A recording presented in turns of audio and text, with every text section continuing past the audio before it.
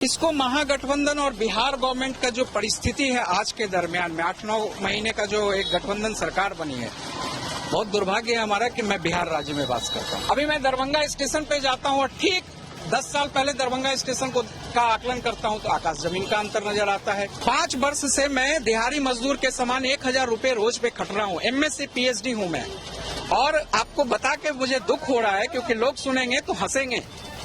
होली ऐसे माहौल में किए हुए कार्य का वेतन प्राप्त नहीं हुआ, उस पर बयान उनको देना है वो नहीं।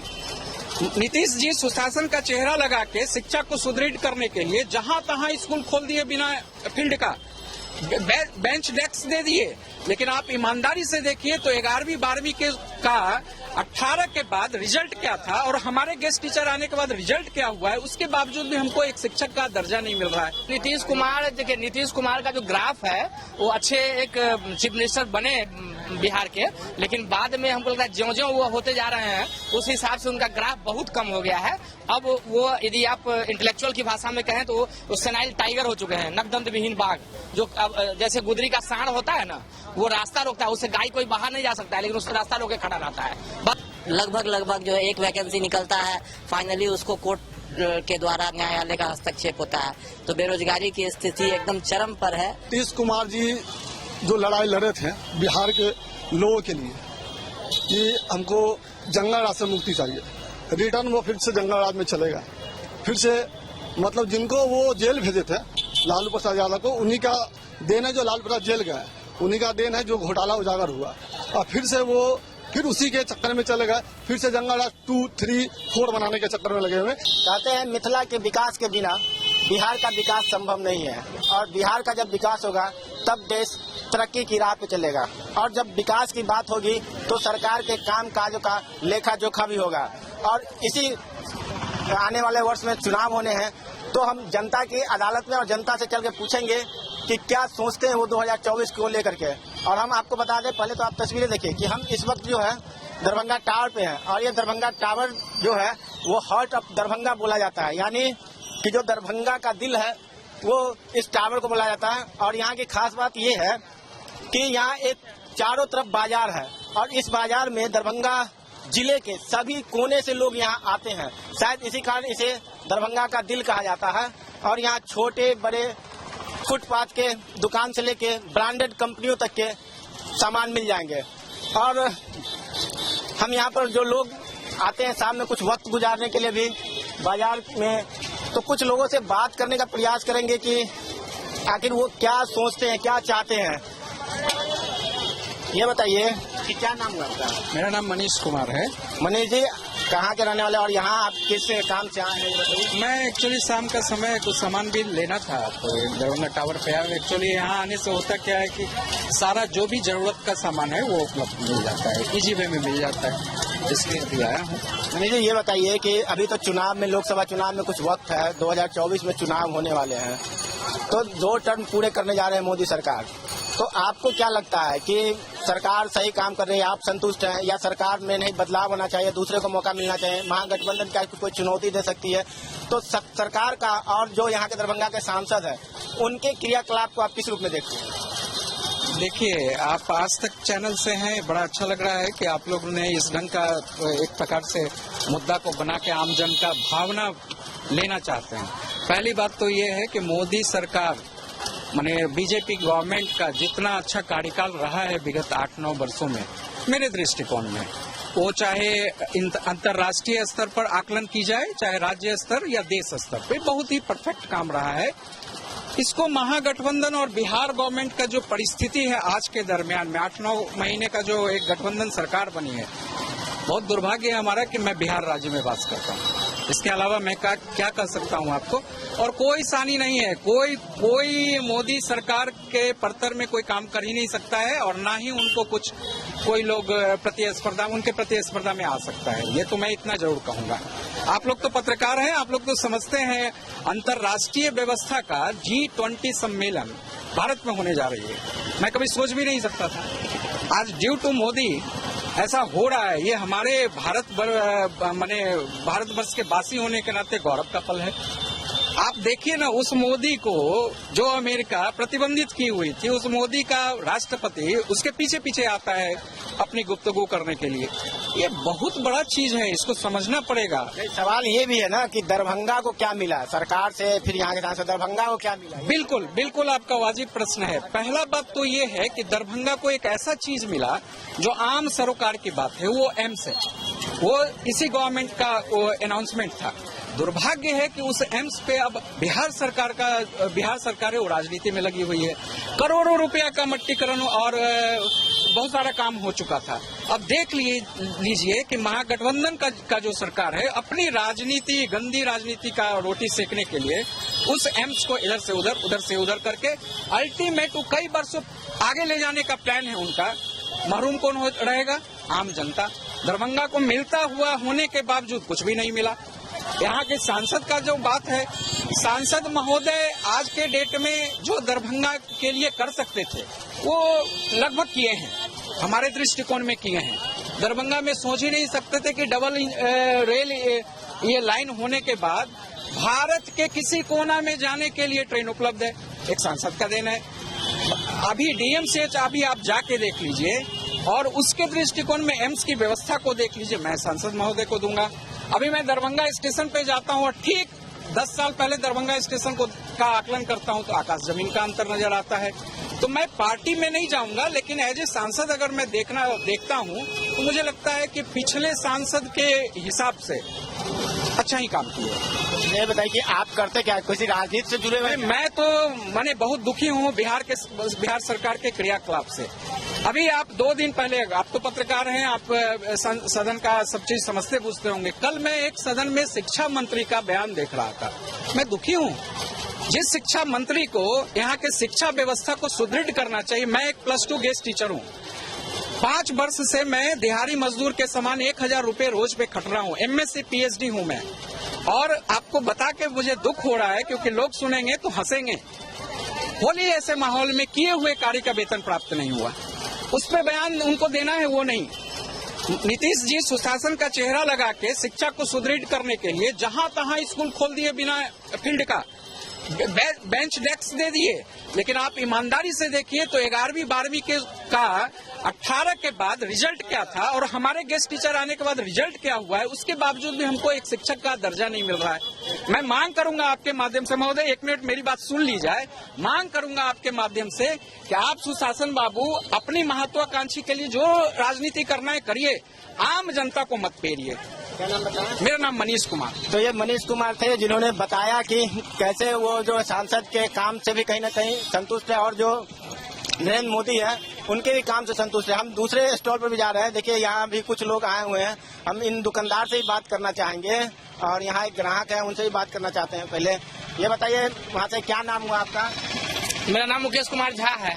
मुकेश जी ये बताइए कि लोकसभा चुनाव आने वाले हैं, 2024 में होगा, तो क्या लगता है कि सरकार जो है, केंद्र सरकार, वो दरभंगा के लिए जो वादा किए थे या फिर पूरे कार्यकाल को उनको देखे और सांसद के काम को देखे, तो क्या आपको लगता है कि चुनौती दे पाएगी महागठबंधन सरकार को? मतलब मोदी से संतुष्ट है, असंतुष्ट है या सरकार में परिवर्तन होना चाहिए? आप क्या राय? नहीं, मैं ये बता रहा हूँ कि केंद्र सरकार ने जो भी वादा किया था उसका 100% पालन हुआ है। अब ये एम्स की बात ही आप लेते हैं, मेन मुद्दा एम्स है। जैसे एरोड्राम यहाँ चालू हो गया एरो, मतलब उसके बाद एम्स की बात जहाँ तक है तो सरकार तो वो देना जानती है, तो फिर उसमें बिहार सरकार का भी योगदान होना चाहिए। और इस दोनों के बीच में उलझने हैं। इसका ये मतलब नहीं है कि केंद्र सरकार कोई काम नहीं, केंद्र सरकार ने बहुत सारा काम किया है। और हमको लगता है कि अभी आप जो भी कुछ देख रहे हैं ये परिवर्तन है, ये बहुत ऐसा है कि आप सोच भी नहीं सकते हैं कि कितना, मतलब डिजिटल इंडिया आ गया। हर एक छोटा सा, हम तो देखे हैं कि सब्जी वाली जिसको कोई ज्ञान, मतलब उतना पढ़ी लिखी नहीं है, फिर भी उसने एक डिजिटल इंडिया का एक रखे हुआ है, उस पर अपना पेमेंट कर सकते हैं आप। तो उसके लिए बहुत आसान हो गया ना, और सब कुछ फेयर हो गया ऑलरेडी। आप मतलब अकाउंट से काम होने लगा, तो ये तो बहुत बड़ी बात है और इससे आपका रेवेन्यू जनरेट होगा सरकार का। ये हो गया। दूसरी बात की ये आपने पूछा कि यहाँ का सांसद, तो यहाँ के सांसद जो है समय समय पर हम तो देखे हैं प्रेस कॉन्फ्रेंस करते ही रहते हैं यहाँ, और सॉरी ये अपनी आवाज को उठा के ट्विटर और फेसबुक पर भी देखते हैं, विभिन्न मंत्रियों से मिलना, उनसे काम करवाना, और अब कितना कारगर हो सकती है ये तो जब दोनों का अच्छा हो, जो दोनों में टर्म अच्छा हो, केंद्र सरकार और राज्य सरकार में, तो और ज्यादा अच्छा होता। लेकिन यहाँ तो दोनों में अभी आप जैसे आपको मालूम होगा कि विखंडन है, चुनौती दे रहे हैं नीतीश कुमार लगातार। नहीं, अब नीतीश कुमार, देखिए नीतीश कुमार का जो ग्राफ है वो अच्छे एक चीफ मिनिस्टर बने बिहार के, लेकिन बाद में हमको लगता है ज्यों-ज्यों वो होते जा रहे हैं उस हिसाब से उनका ग्राफ बहुत कम हो गया है। अब वो यदि आप इंटेलेक्चुअल की भाषा में कहें तो वो सेनाइल टाइगर हो चुके हैं, नकदंत विहीन बाघ, जो जैसे गुदरी का सांड होता है ना, वो रास्ता रोकता है, उससे गाय कोई बाहर नहीं जा सकता है, लेकिन उससे रास्ता रोके खड़ा रहता है। बस वही हाल है नीतीश कुमार का। मुकेश जी, आपने बड़ी अच्छी बात बोली, कई डिजिटल युग की बात बोली, लेकिन मिथिला की जो पहचान है, माछ पान मखान, वो यहाँ विलुप्त होता जा रहा है। इसको बचाते तो शायद पलायन रुक सकता था। आप देखिए, सबसे बड़ी बात है कि ये इकलौता मिथिला होगा, बिहार राज्य का एक ऐसा पोर्शन है ये जहाँ जो भी जिससे आप पैसा निकाल सकते हैं, उसमें कोई पॉल्यूशन नहीं है, कोई पॉल्यूशन नहीं है। अभी देखिए पान का जो खेती करते हैं वो इको फ्रेंडली है, अब माछ का भी इको फ्रेंडली है, उसके बाद मखान भी है, तो मछली और पान और मखान ये सब इको फ्रेंडली है, और ये चाहिए इनको कि इसको बढ़ावा दें। और यदि ये होता है तो बिहार से बहुत माने मिथिला का पलायन जो हो रहा है, जो ट्रेंड लेबर हैं वो बाहर जा रहे हैं, वो यही काम कर सकते हैं। उसके लिए मुकेश कुमार झा। तो ये तो मुकेश जी, हम चाहते हैं दुकानदार से ही बात करना। ये बताइए कि आप यहाँ वोट लगाते हैं ठेला? जी अंकल जी। ये बताइए कि आप वोटर हैं, वोट डालते हैं? नहीं। तो चलिए, ये वोट नहीं डालते, हम कुछ दूसरे लोगों से बात करना चाहेंगे। ये बताइए कि आप यहाँ नहीं, ये नहीं बोलना चाहते। हम दूसरे तरफ चलते हैं कि कुछ लोगों से और बातें करते हैं कि देखिए, हम आपको बता दें कि जो माछ पान और मखान की बात हुई थी, वो यहाँ की पहचान तो जरूर है, लेकिन एक मिथिला पेंटिंग वो भी एक बहुत मायने रखता है। लेकिन सही से देखेंगे तो इसका बाजार कहीं नहीं मिलेगा। और हम बाजार के दूसरे तरफ आगे, जहाँ देखिए फुटपाथ पर दुकान लगा के लोग किसी तरह से रोजी रोटी कमाते हैं, इनका शायद अस्थायी निदान अब तक नहीं हो पाया है। कुछ लोगों से हम यहाँ बात भी करना चाहेंगे कि क्या सोचते हैं सरकार के बारे में। ये बताइए कि 2024 में चुनाव होने वाले हैं और मोदी सरकार से आप लोग कितने खुश हैं, या फिर उन्होंने जो वादा किया वो काम पूरे किए हैं दरभंगा के लेके या नहीं किए? मोदी 2014 के आने के बाद जो वादा किए थे, सारा वादा पूरा किया। देखिए 2014 के बाद हर घर में पानी का व्यवस्था हुआ, बिजली का व्यवस्था हुआ, गैस सिलेंडर का व्यवस्था हुआ। तो सही बात यह है कि मोदी है तो मुमकिन है, और उन्होंने अपने रीजन में बहुत सारा काम किया है, जिससे हम लोग बहुत संतुष्ट हैं। और 2024 में अगर फिर से दोबारा अगर वो आते हैं तो इंशाल्लाह प्रदूषण वाला भी प्रॉब्लम जो है मोदी जी अपने मौजूदगी में ठीक कर देंगे। नहीं तो दरभंगा को क्या मिला? दरभंगा में जो वादा था, एम्स का वादा किए थे, अब तक एम्स तो बना नहीं है। हमने आपको सर कहा ना कि मोदी जी है तो सब मुमकिन है। उन्होंने जो वादा किया था, सारे वादे को 2014 के बाद पूरा किया है।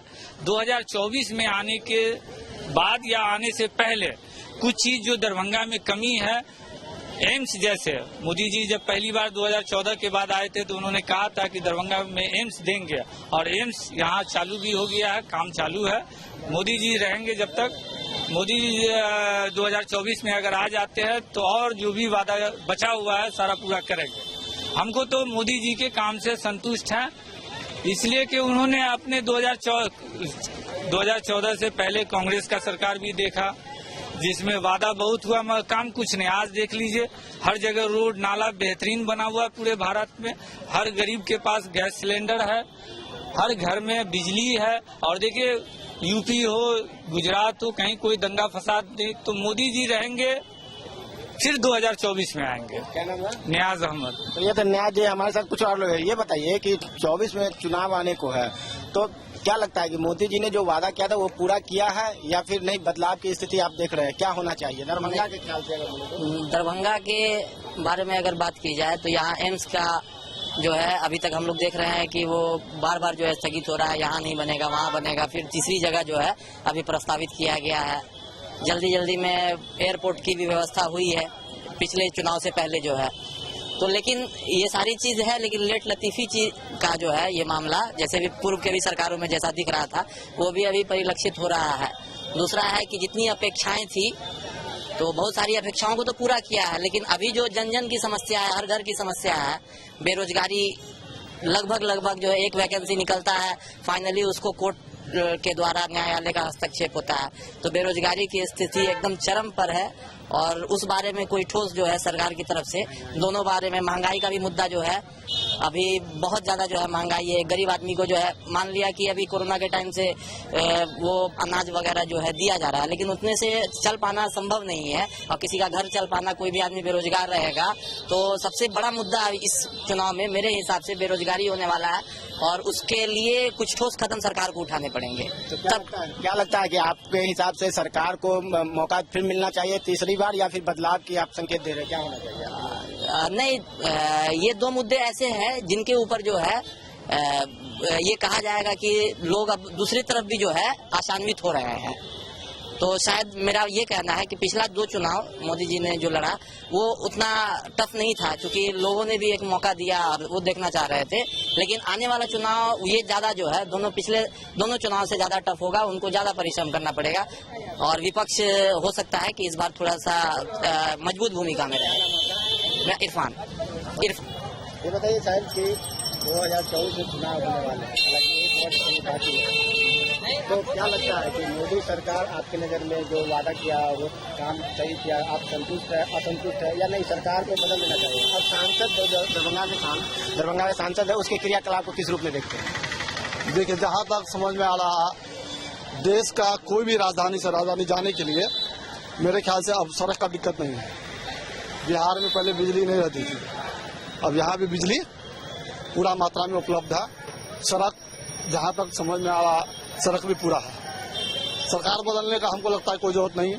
सांसद जी भी अच्छा काम कर रहे हैं, यहाँ एयरपोर्ट है, एम्स भी आ गया है। केंद्र सरकार का जो भी योजना है यहाँ पूर्णतः आ चुका है और कुछ जो नहीं आया है वो बहुत जल्द आ जाएगी। लेकिन मेरे ख्याल से सरकार बहुत अच्छा काम कर रही है। लेकिन खुद जिसके साथ बिहार में केंद्र सरकार चल रहे थे, मतलब डबल इंजन की सरकार बताया जाता है नीतीश कुमार के साथ, अभी नीतीश कुमार अलग है, वो बोल रहे हैं कि नहीं अलग से सरकार बननी चाहिए दूसरी, क्या देखते हैं? देखिए, नीतीश कुमार जी जो लड़ाई लड़े थे बिहार के लोगों के लिए कि हमको जंगल राज से मुक्ति चाहिए, रिटर्न वो फिर से जंगल राज में चलेगा।